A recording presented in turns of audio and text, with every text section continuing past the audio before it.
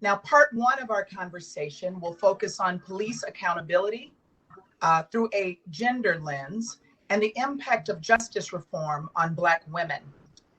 Next week, we will look at inequities in mental health and the impact on Black men.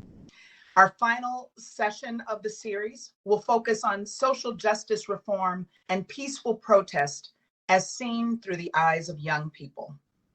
Most importantly, I want you to know that we are not just talking about these issues, we are also exploring real ways to combat these factors as we push for real change. So tonight, we begin part one, and still we rise, say her name, injustice and accountability. And I begin this conversation by speaking the names of Sandra Bland and Breonna Taylor and Rekia Boyd. And I recognize that there are so many other names that I could speak. And unfortunately, we don't even have the time to say them all. But I want to pause to just honor all of them. Next month marks 5 years since the death of Sandra Bland. She, like all of the women that we will be talking about tonight, was so much more than a hashtag.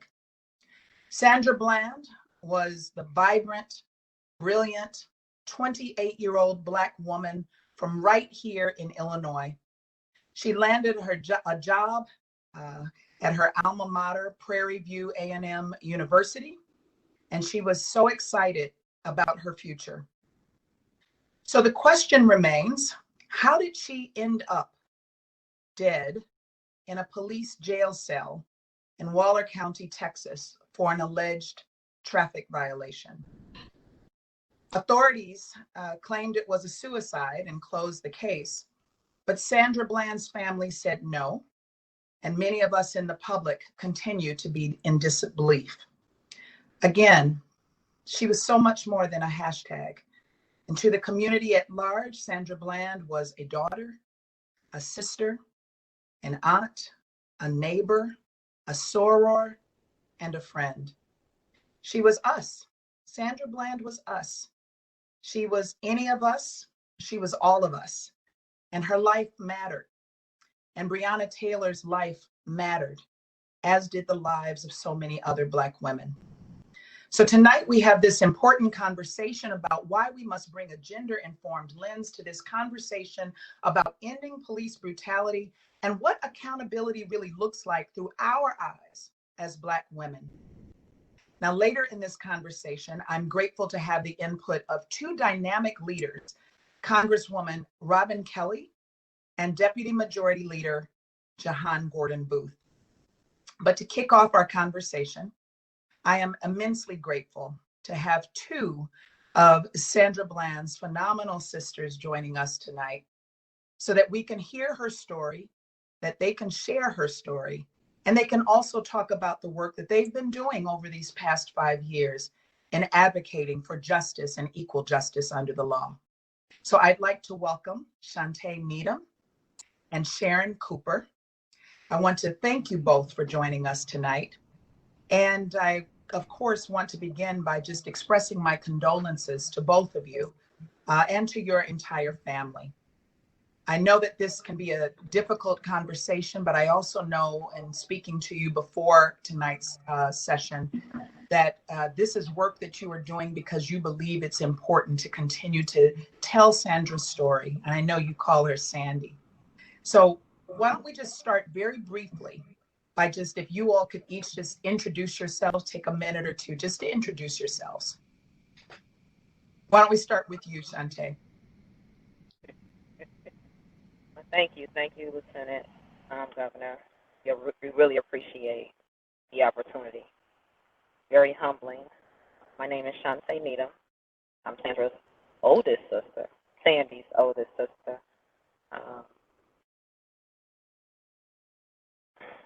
I miss my sister so much.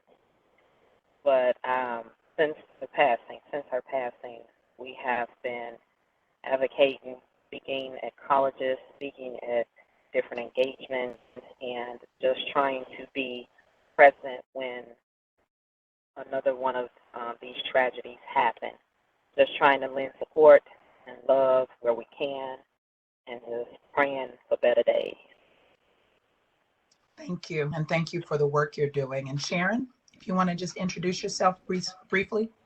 Sure. Good evening, everybody, and good evening, Lieutenant Governor Stratton. Really, thank you so much for having us. And you were so spot on that it's a hard conversation to have, but I found myself smiling more during your introduction than I have in prior ones, because I think that you did such a stellar job of humanizing Sandy. And I think that goes to the heart of what this issue is about. It's about basic civil human rights and decency.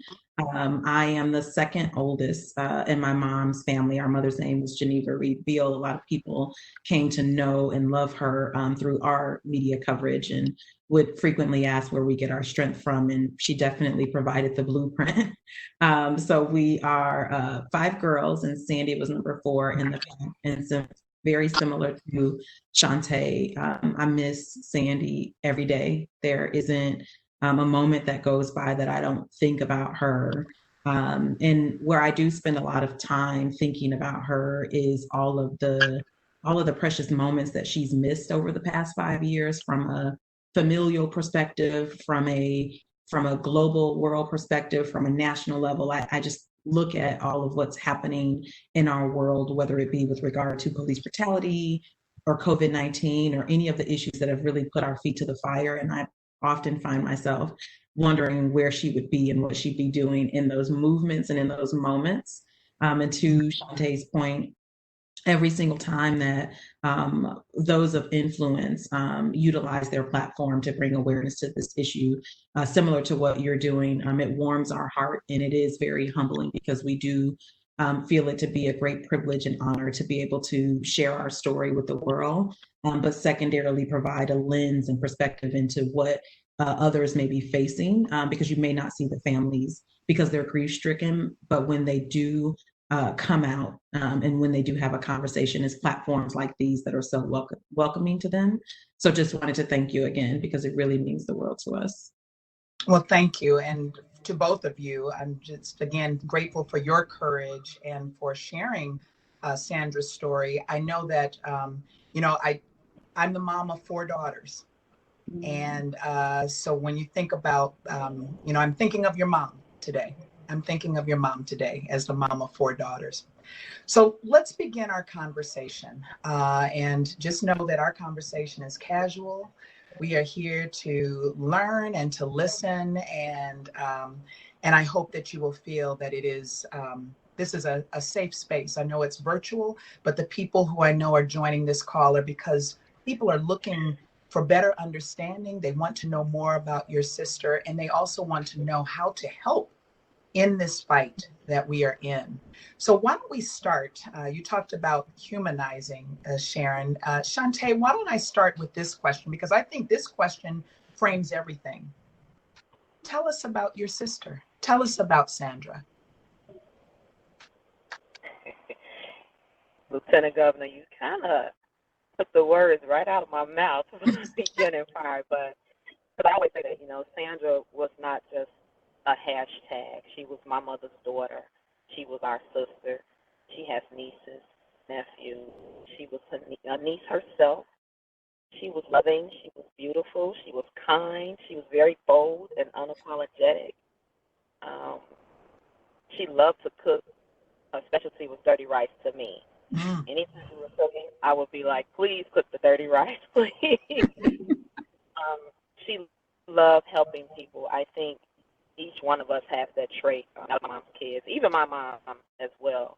We all love helping people, and Sandy really loved helping older people too. She loved gospel music. We would listen to gospel music before we went to church. Sometimes we would just take rides to the nail shop and listen to gospel music, or sometimes we would listen to other kind of music. But she loved Maroon 5. She loved them. Her and Sharon both, they love Maroon 5. She is really missed. We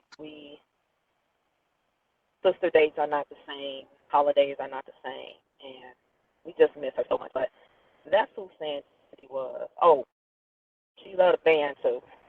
She was the best trombone player. She got a 4-year scholarship to Prairie View. It was amazing. From being a trombonist, she got a 4-year scholarship. Yeah. So she was good. She was good. Really good. And right, and anytime you can get, for those who I'm sure you'll have HBCU alums who will tune in, being a part of the band is even bigger than being a part of a sorority, right? I mean, it's all the rave. So that was a great experience for her. She played the trombone since she was about 13. So she was very skilled. And also too, I think it's worth calling out that, when you think about people in the instruments that play, you're used to people playing the clarinet or the violin or the drums. And I think that even her decision to play the trombone above others really was endearing to her character of being a nonconformist and just doing the things that she wanted to do. And I think that the younger in your life that you do the things that you want to do, that's a little bit of a glimmer to your boldness, I feel. Absolutely. Absolutely. I love that. Well, Sharon, let me just say that, I appreciate the both of you sharing who Sandra was, but I know that you had different experiences with the media. There's the story of what you know as a family, as sisters, and sometimes that story doesn't get out. Like people, I'm sure, learned a lot about Sandra just from what you two just said. What was it like? Like, what was the role of the media? And what was it like in terms of trying to get Sandra's story told and working with the media? Because I think that's such an important influence as we have these conversations about these situations.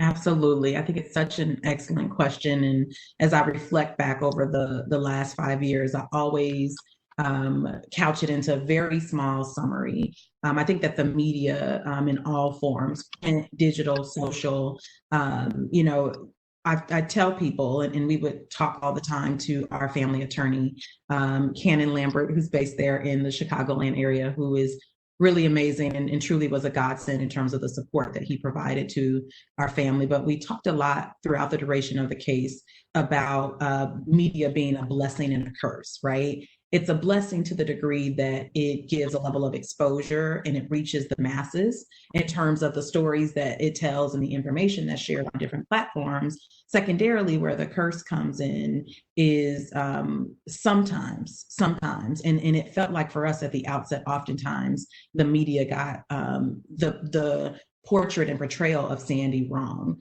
And I think that is just rooted in age-old systemic. When we talk about systemic bias and racism and discrimination, we talk about how Black folk, Black men, Black women, Black girls, Black boys are painted in the image of perceptions and not necessarily reality. And so a lot of those who are tuning in, if people were able to consume Sandy's viral traffic stop, on the one hand, we have these conversations about Sandy, people, being endeared to Sandy because they felt like she was them. And secondarily, you have those who say, well, she didn't do what she was supposed to do. She should have just shut up and listened. She should have, did what she was told. And, I always tell people that when you engage in that, what I call victim enablement discourse, the fact that you would seek to place blame on the victim, and what we tend to see in a lot of cases that involve police brutality and victims who die from state-sanctioned violence is that there's a denigration of their character. And it starts from the very beginning. And for us, and why you will continue to see our family, Lieutenant Governor, speak up, is because we can't. And this is just broadly as a people, right? Like, we don't have the luxury of allowing others to steal our narratives and tell our stories, because when they do, they invariably get it wrong. So whether it was through us consistently being present at press conferences, or having, again, the privilege, because we know everyone doesn't have this ability to do this, is partnering with HBO on Sandra's documentary, which is called Say Her Name, The Life and Death of Sandra Bland. And really what the intent was behind that was for people to understand the totality of who Sandy was as a human being, instead of the person that people met when she came into their homes through a viral video and through a mugshot, and really trying to help people understand that the universal component that connects us all, whether you're Black, white, Asian, Indian, whatever ethnicity that you identify with. We all identify with the human race, right? So there's a level and need of deep compassion that should go into the discussion around Black and brown bodies that just is left on the cutting room floor. So it's left to us as family members and supportive activists and advocates to be able to paint the accurate portrayal, because just the verbiage and the adjectives and the language that media use to describe your loved one, really, whether people believe it or not, it shapes public opinion. And it's public opinion that ends up in jury boxes and ends up on, in the judge's chambers making decisions about your loved one. So, we've done the best that we could to be able to combat negative narratives about Sandy when they arise. And even Lieutenant Governor, 5 years later, they do. They come up all the time. And I think as we have made a way towards our healing journey, we're much more sharp-tongued than what we used to be. And in a way, it's just to, correct folks, right? You have 4 daughters. And if you are in earshot of someone saying something about your daughter that's inconsistent with the daughter that you know and love, it's like, oh no, let's just fact check for a second. And well, there's a little radar you have, right? There's a radar, right? You hear it and you're like, what? Yeah. You know how to get that right quick. Yes. And I think what you both are talking about, though, is just the importance of storytelling and making sure that our voices can be a part of the conversation. I'm sure you've often felt, I don't want to speak for you because that goes against what I'm just talking about, but where other people are telling a story who don't have that direct connection and maybe not the compassion. And then it sounds like you just couldn't sit there and allow certain things to be said without that correction, because one thing needs to be told about your sister. Absolutely. I often tell people we were notified of Sandy's death on a Monday. It was like a cascading thing, like earlier, like in an afternoon on Monday. By Wednesday, her story had made the local news. So like the ABCs, the NBCs, the CBSs. And then by Thursday, it was a national story that just brings you into the heart of the virality. So even when it was at the national level, there were inconsistencies in the stories that were reported. I distinctly remember the very first picture that was circulated of Sandy was a picture of her and my mother. And at the time, I just remember explicitly telling the reporter, my mother just lost her daughter, and I don't want her face plastered all over I don't want my mother's face plastered all over the news. So moving forward, these are the pictures that you are approved to share with the public from the family perspective, because you're trying to balance protecting your privacy, because and I'm sure, as an elected official, I don't even know how you do the balance, right? But you're trying to strike this balance of coveting and holding closely your privacy and your family love, and secondarily trying to make sure that you speak up and speak out when there are inconsistencies in the way that your loved one is being described. So literally within days of losing Sandy, we had like a family huddle where we said to one another, we have to continuously speak out so that the world knows who Sandy was to us and not who the public or law enforcement will paint her out to be, to shield themselves from their inability to do their jobs. Well, what I take from what you all have said is that it's just a reminder, and I say to everybody who's tuning into this, that everyone has a story. Everyone has a story, and it's important to recognize that seeing a news story does not tell the full scope of who that individual was to their family and to their friends and to their community. I know we just have a couple of minutes left with the two of you, but I do want to ask kind of more specifically from your perspective, who have lived so close to this type of tragedy that the whole globe is talking about right now, like in every state in the nation and all across the world, people are coming forward and talking about standing up and saying, we want racial justice, we want to end police brutality. But what do you think we can do in terms of transforming our justice system? Like what kinds of transformation would you like to see? And then I guess I direct that to you, Sharon. And then I think to add to that, Shante, I would probably ask, what do you think as a result of this would you like to see happen to keep Sandra's legacy alive? So Sharon, why don't we start with you? What kind of transformation would you like to see from a justice system perspective And then we'll turn off. And I know we only have a few minutes, but I do want to get to at least some solutions from your standpoint. Sure. Shante, I'll be on my best behavior. I'm going to respond in like 2 minutes. Transparency and accountability. From an accountability perspective, I think it's important for people to understand that those who are law enforcement officials, have something called qualified immunity, where just by nature of their role as police officers and law enforcement officials, they are absolved of any responsibility when misconduct situations happen. And so a lot of the times, people need to understand that there are marked differences between being charged and being convicted.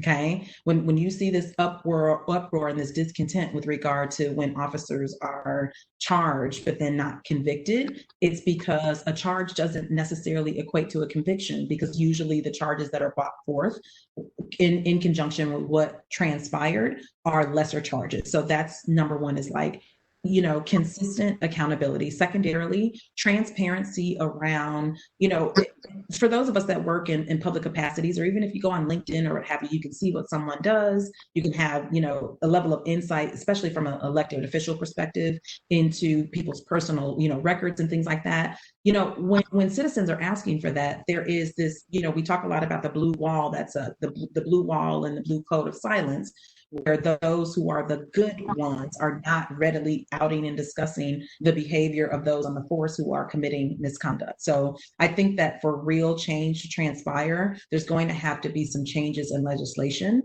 because we all know that it is laws that really drive change. The ability to enact legislation specifically around consistent police accountability, transparency from police departments, and also to having buy-in from residents in the communities that are being served, almost like the community policing model, having conversations with those who live in the neighborhood around what some of their pressing concerns are, making sure that officers are engaging with residents with regard to what their needs are, almost like the ability to get to know one another. And it's not in a kumbaya way, but it's really an effort for law enforcement officials to endear themselves and partner with communities that they've sworn to protect and to serve, as opposed to taking the command and control approach. Relationship building. Yes, effective relationship building. Yes. And Shantae, how do you, whether it's from a system standpoint or otherwise, what is some of the best ways that you see are being able to keep Sandra's legacy alive? What are some things that you would like to see happen to do that? I absolutely ditto my sister Sharon. However, I would like to see some culture sensitivity training being given to these officers. That's very important, alongside with just making sure that they're being charged correctly, that the time fits the crime. And I really, really, really, I don't know how far we can go with this, but continuing to say my sister's name and all of the girls and women names is so important, because oftentimes what we see is people forget, right? But we have to be here for them, because they cannot be here for themselves. We have to continue to be a voice for the Black women and young girls. We have to love on them. We have to continue supporting the organizations that are actually working for change, and just continue working on changing policy. That's very important as well. I believe that once we get this policy in order, I do believe that we can possibly begin to heal. Yeah.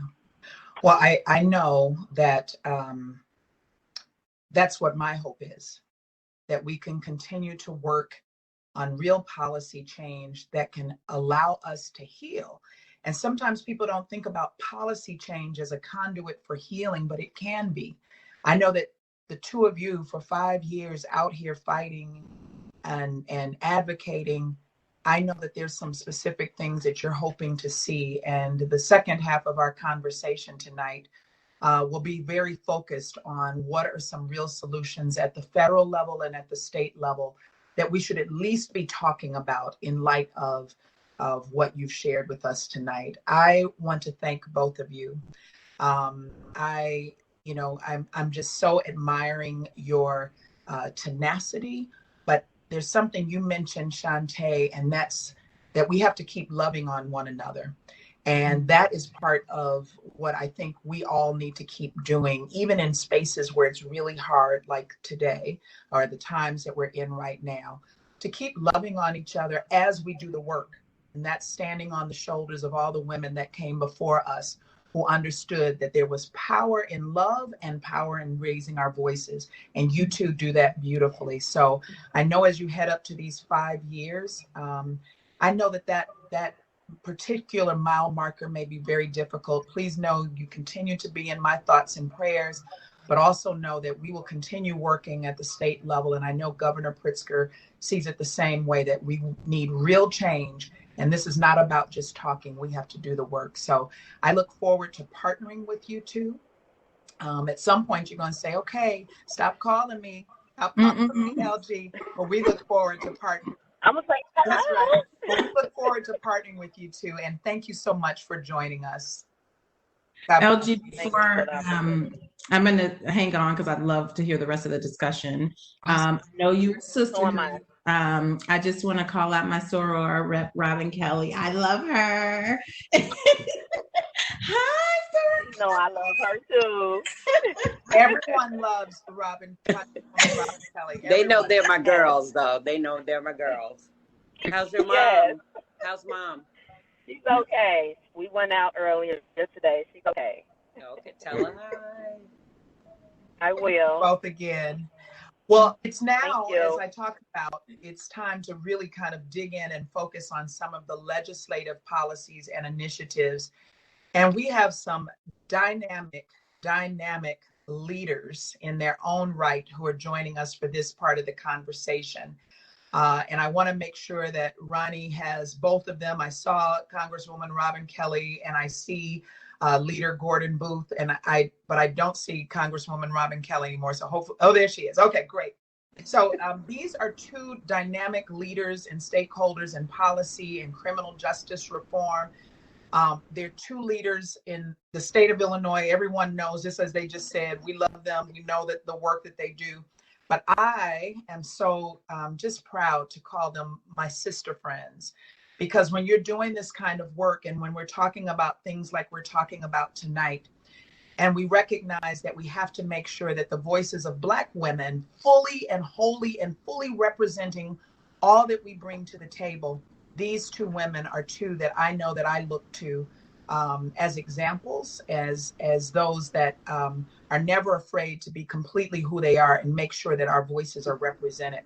So I want to introduce Congresswoman Robin Kelly, and from the Illinois House of Representatives, Deputy Majority Leader Jehan Gordon-Booth from the Peoria area. And but both of them, as I indicated, such tremendous leaders. So we have 30 minutes left of this conversation, and I want it to be about them. So I want to start by just each of you kind of just giving a really brief 1-minute introduction of just why you have chosen to make social justice such a priority as a lawmaker. So why don't we start with you, Congresswoman Kelly? Well, I just want to thank you for having me, and thank you for having my I call her my sister daughter on with us. I knew her before she was born, but long time. But thank you for having me on. I just think that we should give everyone the best chance to live their best life. And that,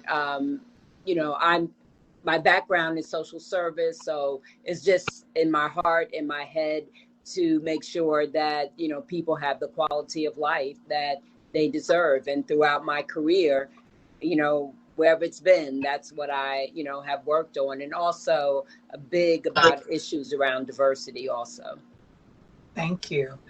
And Leader Gordon-Booth, tell us why social justice? Why have you become just known? So, we say your name and it's synonymous with fighting for social justice. Why is that? You're on mute. Thank you for the technology. First off, let me say, Lieutenant Governor Stratton, thank you so much for cultivating this space. It's so important that we have opportunities just to connect and convene and really uplift women's voices, in particular Black women's voices. But specifically around the issues of social justice, I think for me, part of the Congresswoman Kelly alluded to it. She didn't talk about it. I won't go into a lot of detail, but I was sort of steeped in this work. My mother helped start the Urban League here in this community 50 years ago. That's where Robin knew my mother, which is how she knew me before I was born. And so I think some of it is kind of in my DNA. I was raised to care about us and to care about community and all people. But I would say that my activism and the way that I leaned in happened in the way that it happens for a lot of people. We lost our son to gun violence in 2014 when I was pregnant with my daughter, and there was just a shift in my life at that time.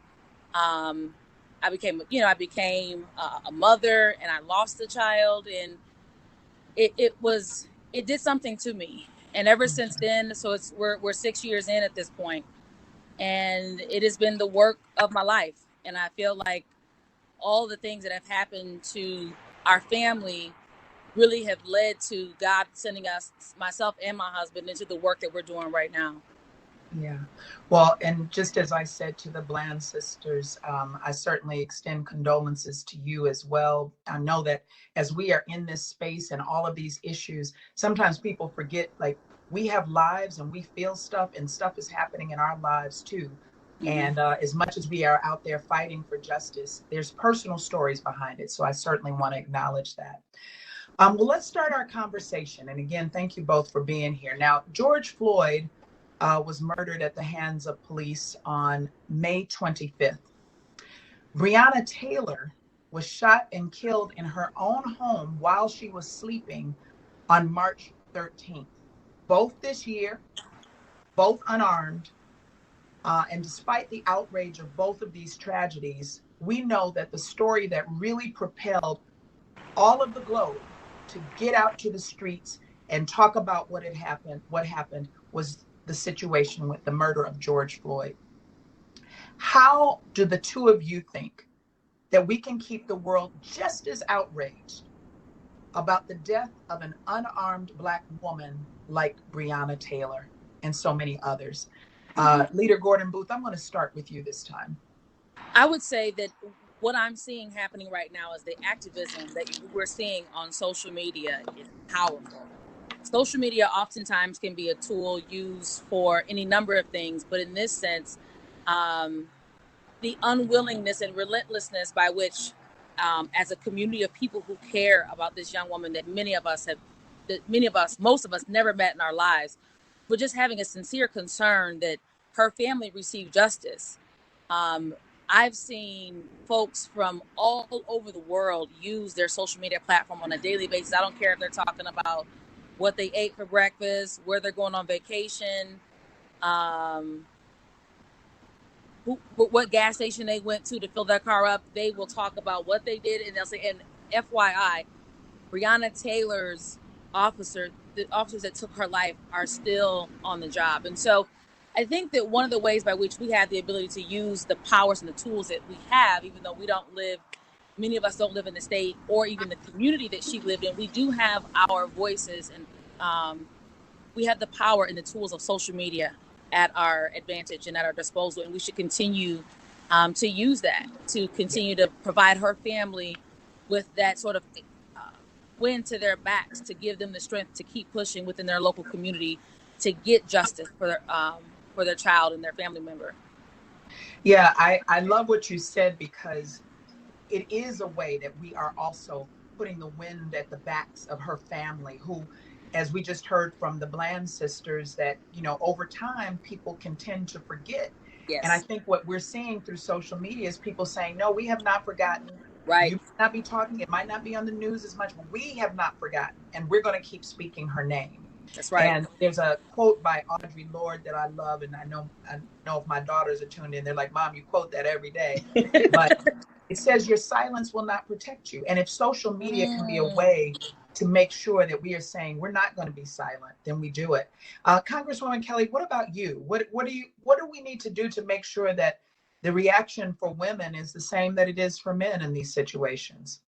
I think those of us that are leaders or with mics that we need to continue to say their name. And as a matter of fact, I want to thank you for being a part of my Say Her Name campaign last week. I really appreciate it. But I think that we have to take our platform and elevate these women that have lost their lives. And you know, there's more things we that people can do to set the stage. Like we need to take it further, and don't forget to vote. Don't forget, you know, to get involved.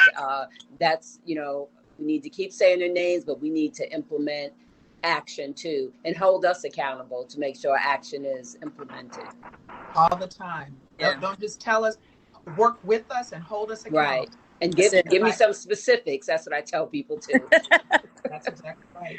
Well, listen, since the 1980s, and let's shift a little bit to kind of thinking about criminal justice reform, which I know both of you have been such incredible leaders on as well. And since the 1980s, the number of women in prison has been increasing at twice the rate of growth for men. And according to the Bureau of Justice Statistics Special Report, Black women in particular are more likely than women of any other race to go to prison during their lifetimes. How do these kinds of trends and the disparities that we are seeing in terms of incarceration, how does this affect your work as policymakers? And how do you think we can reverse this trend? I would like to, go ahead. Go. No, you go. I would like to commend work that you've done, Lieutenant Governor Stratton, when you were state representative, Juliana Stratton, you passed I think the first in the country landmark legislation that required prisons to have a lens when looking at what it looks like to build out facilities for women, to have specific guidelines that they follow that are specific to the fact that more often than not, women are mothers. So more often than not, they're going to have children that come to visit them, etc. So I wanted to give you your kudos on that, because sometimes people forget about the policies that we passed, and that was big, and it's going to live long beyond all of us. But specifically to how those trends have begun, I think that one of the things that folks have forgotten is the fact that over 89% of the women that end up in corrections have been traumatized. They're victims of trauma, rape. And I think what has happened along the way is that Black women's voices have been ignored. They've been silenced. And so oftentimes many of these women, if they could have gotten drug treatment, if they would have been listened to as it related to the harm that they were dealing with, whether it was from their family or their church institution, their school institution, having the proper supports in place, building more wraparound services within communities that give women, whatever their issues that they may be challenged with or dealing with, the ability kind of to navigate some of those issues much better, I think would help to right some of those wrongs. But then also requiring, I've been talking about this earlier today, at a prosecutor's level, when we think about mandatory minimums and how mandatory minimums increase our prison population for men, but also, and more importantly for women, for oftentimes what are small petty crimes, we should be incentivizing prosecutors' offices to not to use their discretion that they have and not enforce those mandatory minimums, but then providing more supportive services for trauma, for drug treatment, etc., as opposed to always using prison as the only stick. Absolutely. And you know, I know you in particular, Leader Gordon-Booth, have a big focus on making sure that we look at have a trauma-informed lens to a lot of these issues and bring resources to our communities to address trauma in communities. What you said about women who are mothers, if a mother is incarcerated, and this is the same for fathers as well, but we think of also, we're talking about women tonight, when women are incarcerated and they're mothers, when we talk about a cycle where we see a parent and then a child being in the system or in some other system and just kind of cycling in and out, that affects not just the whole family, it affects whole communities. And we have to be about healing our communities. And the way to do that is to talk about the trauma that has existed from generations of systemic racism that often pours out into the criminal justice system. Congresswoman Kelly, what about you? Like, what do you think about how this sort of framing around justice and more women and Black women in particular entering the system, how does it shape your work? Well, I'm going to start at a younger level. You know, I'm the co-founder and co-chair of the Caucus on Black Women and Girls, and that started because of Sandra Bland. And what we've really been focusing on is the school to prison pipeline, and actually we've had briefings and seminars around younger girls before they even go to prison. But just, I believe Black girls are 6 times as likely to be suspended as white girls. So we're trying to work at it from that lens to stop that from happening in the schools, or from our young girls being suspended and out of school, because we need to be in school, not out of school. And then also, like you said, the support systems. I did a Black Women and Girls briefing in California, and the stories that we heard, why a 17-year-old went to prison because they caught her with 1 pair of underwear. Why did she have that 1 pair of underwear? Because she needed that 1 pair of underwear. Her mother had psychological problems. And when the police came, the mother said, oh, just take her. And that's how she wound up, in jail. I mean, just ridiculous reasons, instead of having the wraparound services to see what's going on in that family's life. But we've been doing a lot of work at the younger age, keeping them straight and not getting in trouble and not getting suspended. And that's so critical that, like, first of all, it's sad, but it's also so critical to make sure that our girls are in a place where they have what they need, that they are protected, and can stay out of the system in the first place. Sometimes you have often heard me say, a lot of times people want to focus on re-entry and how to keep people, address the needs as they come out of the system. It's equally, if not more important, for us to be having conversations about no entry. What needs to happen? And much cheaper.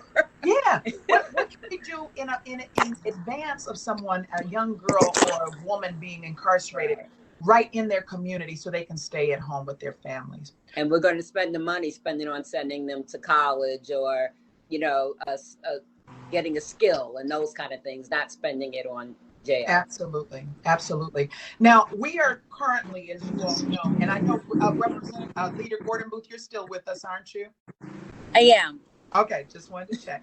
So we are in a movement right now, as you both know, a movement for change. It's more than a moment. It is a movement that was really sparked by the murder of George Floyd, and watching that horrific video that has came out of this officer Chauvin having his knee on George Floyd's neck for 8 minutes and 46 seconds. And it is that in alone was traumatizing to so many.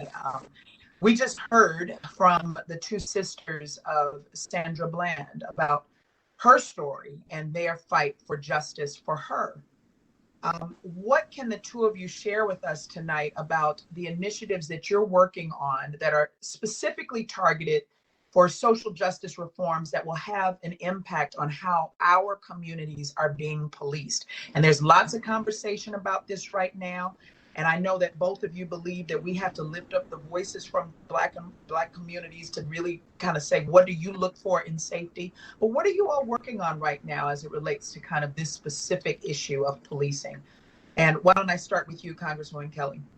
Well, I'm flying back to DC tomorrow, actually, to we're going to vote on the George Floyd, we changed the name, Justice and Policing Act. So that's a whole list of things that we're working on.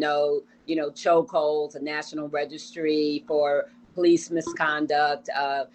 Federally, everybody has to have a body cam. I mean, the list goes on and on. But also the other thing I did, I contacted Attorney General Kwame Raoul and said, if there's something I can help you with, I can help you do. What would it be? And be specific.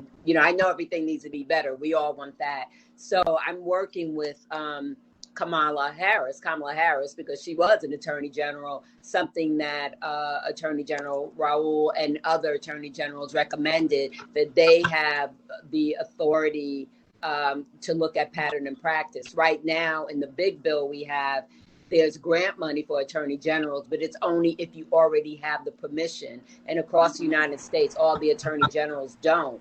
I don't even know if they do in Illinois. So we're working to give the attorney generals the actual authority to investigate pattern and practice. So that's a bill I'm working on with her. Also, the other thing is that I know we're talking about, well, I have a bill that deals with gun violence prevention, and it's, yes, passing the necessary legislation, but the second part is improving police community relations. We have got to do that. And then the third part is investing in the communities, education, housing, mentoring, and those kind of things. But we have to do, and I think I saw on a email chain today that that's what the state is going to do. You put a lot of resources around that, but we have to improve police community relations. That's just the bottom line. Mm-hmm. Yeah.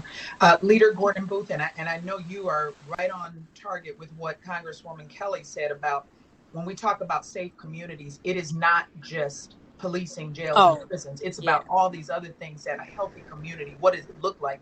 Well, how are you at the state level advocating around this issue of policing? So right now we are working on, we've been putting together the framework for the last week or so around sort of unpacking police accountability issues as well as criminal justice reform issues. And they are separate, but they have a lot of the same actors in both spaces. So we're looking at issues like licensing police officers, right? Like if the person who does your hair, my hair, nails, they're all licensed, but police officers are not licensed. So we're looking at issues around that. We're looking at issues around collective bargaining. We're looking at issues around immunity. So there are a whole host of very real issues that we're looking at from a state perspective. But ultimately, these collective bargaining contracts between police, a police unit, and they're really contracts between the city, so the mayor and the city council, and that police unit. And so there are certainly areas that we're going to be working in, and we hope to be successful in that. But there's an area that we have to work on, and then there's also that local component. So we're definitely gonna do our part. What I would also say is that when we see, the way, and this is, I'm stealing this from Kim Fox. She used a frame of reference. She talked about the casual nature, and she used that frame a lot around the casual nature by which that officer put his knee into George Floyd's neck and let it sit there for almost 9 minutes, almost in a way, I'm downstate. People hunt a lot down here. It was almost like he was not like he wasn't human. That is institutional racism live and in the flesh. And to really unpack institutional racism, we have to really unpack all of our institutions. Of Congresswoman Kelly said it, from education to housing, to healthcare, because this is happening, maybe not so plainly as was evidenced by that video, but this is happening every single day all over this country to Black men and women every day. And so when we are using, law enforcement, anytime something goes on, people pick up the phone and call law enforcement. That is problematic because they show up with only a few tools, right? I want to give you another shout out. Your agency, Illinois Criminal Justice Information Authority, has invested more money in violence prevention in the city of Chicago and in Black communities all over the state. More has been invested in violence prevention this year under your leadership than has ever been invested in violence prevention. And I think that that's important to talk about, particularly considering the kind of weekend that Chicago had. And when we talk about police accountability and police relations, we really have to look at some different alternative models to dealing with some of the issues in our community, and it cannot always be the police. And so I want to give you a big, huge thank you and a shout out for your leadership in helping us to think about how we even, unpack that issue of dealing with police accountability, but also dealing with some of the issues that do exist in our communities and how we can do that with a smooth balance. If I could just jump in, when you talked about institution, it's when he had his, knee in his neck, that was institutionalized racism. But Right. But also to me, you know what? It was white privilege that he just thought that I could Yep. do this, you know. And when we talk about housing and healthcare, I do a lot of work around healthcare. It's really the social determinants of our life, you know, Yes. what our Yep. housing is, what our zip code is, education, and those kind of things. Yeah. Well, I thank you both. And I just want to, and thank you for your work and your advocacy. I mean, Thank you. I know that people tuning in today are probably learning things that they didn't even know. And that's why it's so important to have these opportunities to share the work that's happening. Because when you're living and not feeling it, you need to know that people are doing something about the issues that we see. And I just want to also just acknowledge and lift up the leadership of Governor Pritzker, who here in the state of Illinois, because remember, we're also dealing with these issues in the midst of COVID-19, which Right. also had its own level of Yep. of a root in those disparities, also based in structural racism. And we have a governor who has said what we need is long-term investment in Black communities. That's And right. he made it clear that in our state of Illinois, Black lives do matter. And now That's we right. need to make sure, as he has indicated, that our policies reflect that and our investments reflect that. I want to close out because we literally, I mean, I could talk to the two Dang, of it you. was fast. Talk to That's the two quick. of you. And it's so good seeing you because, you know, we've been, you know, in many ways remote and couldn't get together. Yep. But I want to close out with just a quick final statement. We have like just 3 minutes left. But I want to ask this question because you all have been so invaluable and you're such powerful leaders. What I would like to ask you is, what would you say and what advice would you give to a young Black woman who wants to be civically engaged, who's like watching this saying, yeah, I'm in. And they want to take on fighting systemic racism. And by the way, this is not, I don't want to ignore the fact that we have incredible young women who have been leading the charge in the streets, on the protests, in organizations, on social media every single day. But for the young woman who might be watching who says, I see that, but I don't know how to do that. Yeah. What would you say is your best advice for a young woman who wants to be engaged in this fight against systemic racism and get involved in some way? I would always tell everybody, first and foremost, to vote, because believe me, on the federal level, we're not going to change anything unless we get the right people in to help us, you know, make the change. But the other thing is, you know, find an organization that speaks to you. It could be the Urban League or NAACP, ACLU, Black Women's Organization, and get involved. Or if you don't find one, start your own. Yeah. That's right. Yeah. I don't want to reinvent the wheel. I would co-sign what Congresswoman Kelly said. Show up. Just show up. If there's not a seat at the table, as Congresswoman Shirley Chisholm said, bring your folding chair. That's right. With you. Show up. Right now, I'm seeing so many particularly young Black women that are showing up, and like we are in very good hands in the future. I think there was a little question there, like I don't know what these Gen Z folks are going to do. No, we are in very good hands. They are not taking mess. They're like, listen, gone are the days where we're going to wait turns. We are going to step up and we're going to speak out. And so I would say definitely find an elected official that's speaking to your spirit, find an organization that is speaking to your soul, and just show up and do the work. All the rest of it, God will work it out. Yeah. Oh, I love that. Well, listen, to both of you, to Congresswoman Robin Kelly and to Deputy Majority Leader Jehan Gordon-Booth, thank you for joining this powerful conversation. And thank you for the work and the advocacy and being out there fighting every day. And thank you both for your friendship as well.